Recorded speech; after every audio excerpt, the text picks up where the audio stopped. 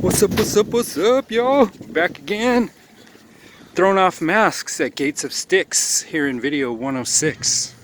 So how's everyone doing? We're still working on our wizarding school. We've got a big mega ritual coming up of a very benevolent nature dedicated to the freedom of all humanity. So I don't know how many of these people who are watching this video have a continuity of the thread that we've been working with, so I kind of got to summarize it all. We started wizarding school, and the first step of wizarding has to do with moon magic, because that's one of the easiest planetary energies that we can access. And it has to deal with our sexual force, it has to deal with our memories, it has to deal with our dreams and the illumination that comes to us in the night cycle of our mind's activity. And so a big thing that I've been talking about in all these, going back to the earliest videos before the even wizarding school even started, I was talking about the importance of ritual in our everyday activities, and in particular the activities relating to our spoken words and the sort of mental building blocks of language that we use internally, the way that we conceptualize our world. This is a sphere of great power, and by claiming this sphere, claiming the power of our own speech and our words and the way that we represent our reality internally to ourselves and externally through our communications is very important.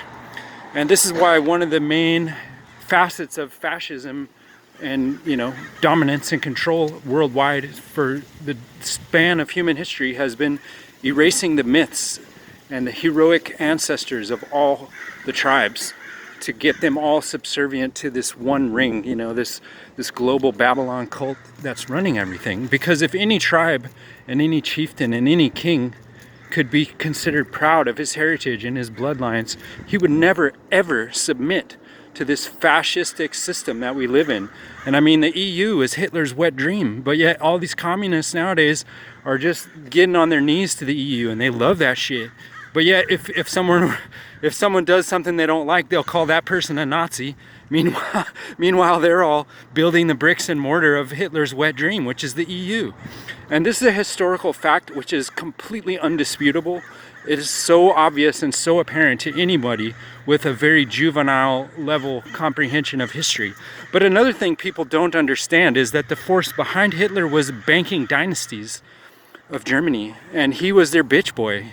And he was not an Aryan, first of all, and neither were many of the top Nazi officers, despite all pretense to the contrary.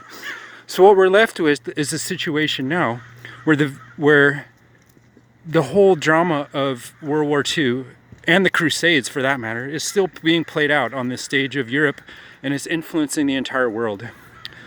So, the corona nonsense is really all about the crown. They're very careful with the way that they name things. It's about horns and crowns, right?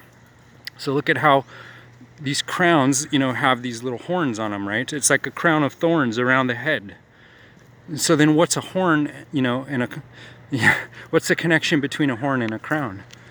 Well, I didn't even intend that, but that's actually the whole skeleton key of this entire video. So what we're doing is we're doing this moon ritual around the myth of Perseus, and there's so much deep symbolism here. But basically, the way that I'm using this myth in our ritual, I'm going to go piece by piece. We haven't even reached the new moon yet, but we're going to go piece by piece and sort of fill in the functions and the significance of all these mythic archetypes, in the story. And so it's all about kingship, right? Perseus has to avenge and save his mother from a forced marriage. Right? Then he has to save Andromeda from being sacrificed to the sea god, right? And what we see is this sea god also plays a very prominent role in the life of Medusa, right? So she's raped in the Temple of Wisdom, right? And so let's look at her name, the gorgon, right? This relates to the French word for the throat, right? And there's these armor plates that are called gorgets, and you look. And notice how that's the same letters as George, right? So George Washington, when he was in the Virginia infantry before the Revolution, wore this silver crescent moon around his neck with the emblem of, royal bloodlines. And by wearing that, it's a status symbol, and it gives him honor and authority. But it's basically a sign of his bitch-made status, that he is acting at the pleasure and speaking the words, from his throat and, of the king. He's acting at the behest of a higher authority, one of these, you know, wicked slavers, you know. And the true history of slavery would blow people's minds. And slavery nowadays is used as this like tool of the elites to pit poor people against other poor people, basically. But the reality is slavery is as old as the human race. Every race has traded other slaves. But in the case specifically of North America, okay, there's a very tiny group. I'm not going to mention their race, but a lot of people can figure it out. And they live in, you know, Belgium and the Netherlands at that time. But they weren't natives of that area. Okay, I'll just point that out. They came there from somewhere else, and they learned the arts of slaving from the Muslims. Okay, this is not disputable. Okay, it's not a controversial opinion. This is complete fact. It's been documented 1,000 different ways. Everyone knows about the Barbary pirates and the Berbers, right? And then these Ottomans and all these Muslim slavers of the ancient world. And you know, certain people learned their skills from them. And it goes back much farther than that, either to the Phoenician Canaanites. And let's just say there was a so-called landed gentry, right, if you will, more like bankers in reality. But there was pirates, you know, and they knew all the science of slavery. And there's a lot of it relates to words and speech, limiting words and speech, and covering people up with masks so that they can't talk. And it is the most darkest comedy to me to walk around and see these fucking cucklords everywhere. I live in a college town which is totally infested with communism. It's the worst possible. And everyone's so unhealthy. All these communist adherents, they're all gender confused. They're so unhealthy. They're so crazy and they're so unhappy to the extent that all they can do is walk around and just keep parroting the nonsense, trying to convince themselves and other people that this communism is making everything so awesome and then it's great. Well, then why do you always have to be parroting it and talking about how what a communist cucklord you are and bragging about it all to everyone? If you really believed in it and it made you happy, why wouldn't you just live your life? But instead, everyone's got to be parroting the propaganda, right? Because their voice has been stolen. Just like George Washington wearing that crescent moon under his neck. He wasn't free to speak, you know? But luckily, you know, Colonel Moultrie and his regiments had their nice little palm trees, you know, they had their trees that repelled the cannon fire, you know, and they took off the gorget and put it on the flag. And instead of having the sovereign king's name on there, they wrote liberty because that's what they wanted. But again, this is a big mistake in one sense because liberty is what sailors get, or indentured servants and these mercs that are on a pirate ship somewhere. They get liberty to go ashore to a certain time, you know, under certain conditions, but then they have to be back on the boat when the time comes. You know what I'm saying? That's not freedom, that's liberty. So see the difference? Anyway, but what we want, you know, and so what we're thinking about right now is this dream of liberty, right? And the dream of freedom, because that's all it is. It's a myth at this point.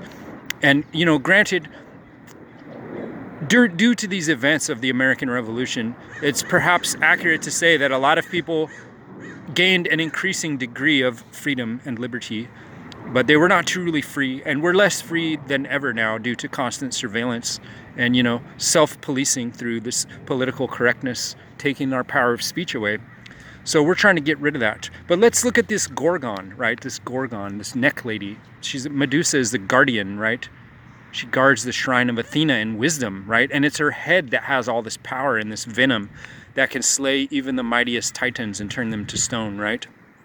So her wisdom, Athena's wisdom, gives incredible power, but it's all up in here. It's in the head, right?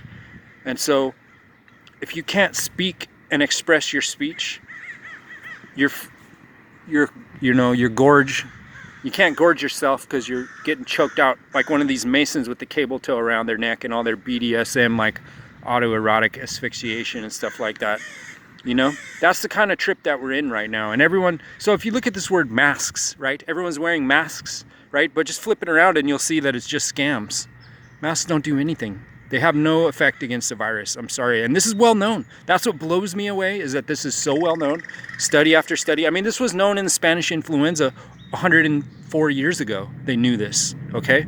But yet somehow, through this coordinated effort of all these slavers and these child porn traffickers like Bill Gates, you know, yes, he is a child porn trafficker just like Oprah. Look how Oprah was so buddy-buddy with Michael Jackson. She tried, first, when he was alive, she made this documentary and went into his house and let him try to tell how he was not a evil child molesting child trafficker.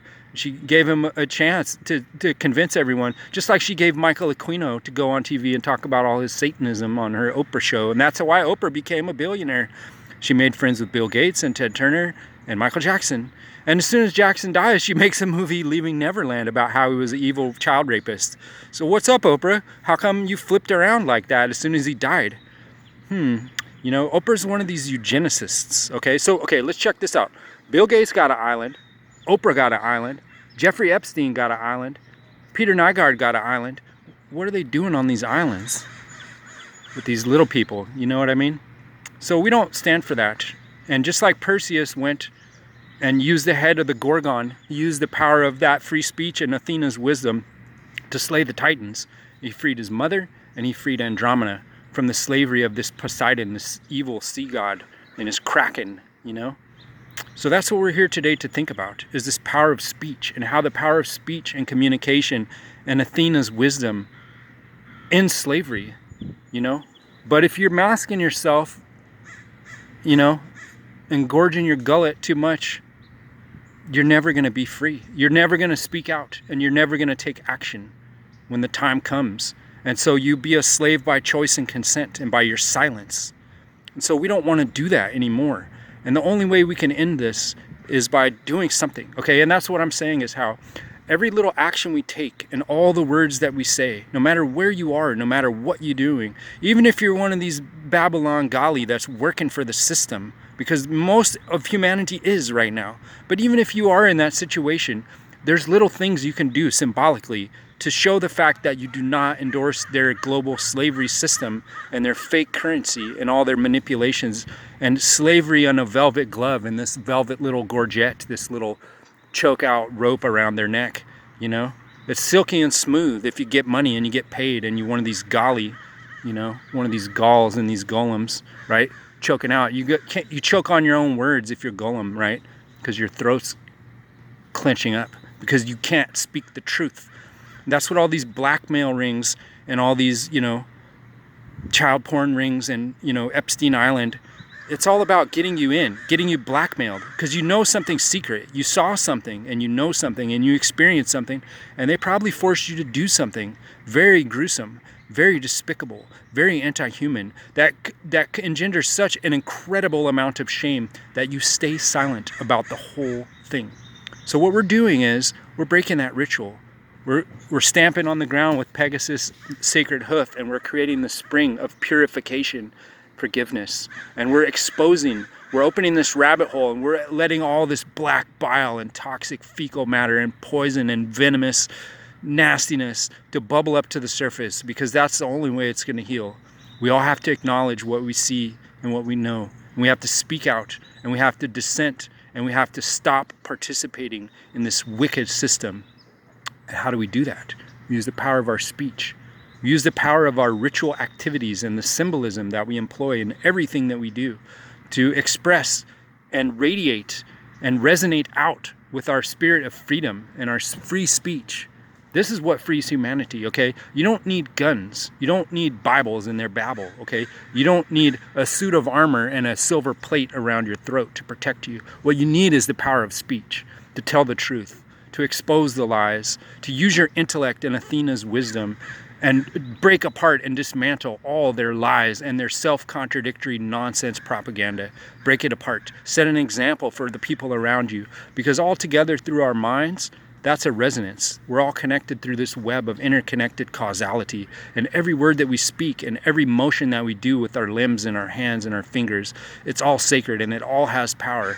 And if we're all connected and we all consent, like this, dedicating the merit of this video and all the wisdom contained herein to the benefit of all humanity, above and below, alive and dead, friends and enemies, beloved and reviled, future, past, present, and in the fourth time that is no time. We're creating freedom. We're liberating the slaves and the captives. We're opening the mouth for the truth to be spoken and to overcome this pressure and this blackmail. And we're going to dismantle this piratical ring of child raping slavers like Bill Gates and Jeffrey Epstein. We're going to expose them for what they are. The whole world already knows what they are deep inside.